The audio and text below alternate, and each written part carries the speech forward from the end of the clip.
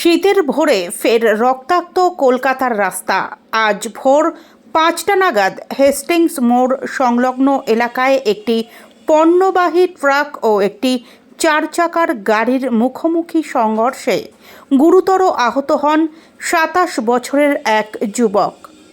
Police সূত্রে জানা গিয়েছে, দুর্ঘটনার সময় তিনি গাড়ির পেছনের আসনে বসেছিলেন।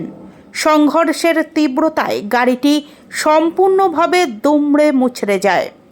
দুর্ঘটনার পর স্থানীয় বাসিন্দারাই প্রথমে এগিয়ে এসে আহত যুবককে গাড়ি থেকে উদ্ধার করেন। তড়িঘড়ি তাকে এসএসকেএম হাসপাতালে ভর্তি করা হয়। বর্তমানে তার চিকিৎসা চলছে। পুলিশ জানিয়েছে, আজ ভোরের দিকে মেটিয়া ব্রুজ থেকে খিদিরপুরের দিকে যাচ্ছিল ৪ চাকার ওই গাড়িটি।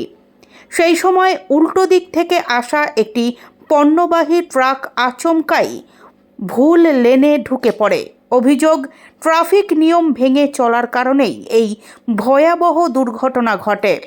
দুর্ঘটনার সময় গাড়ির এয়ারব্যাগ খুলে যায়, যা দেখে পুলিশ প্রাথমিক অনুমান করছে গাড়িটির গতি ছিল অনেকটাই বেশি। তবে চালকের বড় কোনো চোট লাগেনি। তাকে আটক করে জিজ্ঞাসাবাদ করছে প্রশাসন।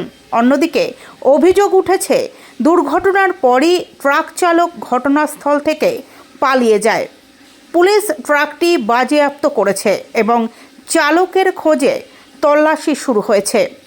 প্রাথমিকভাবে পুলিশের অনুমান, শীতের সকালে কুয়াশার কারণে কম দৃশ্যমানতাও দুর্ঘটনার একটি কারণ হতে পারে। পুরো ঘটনার তদন্ত শুরু করেছে প্রশাসন।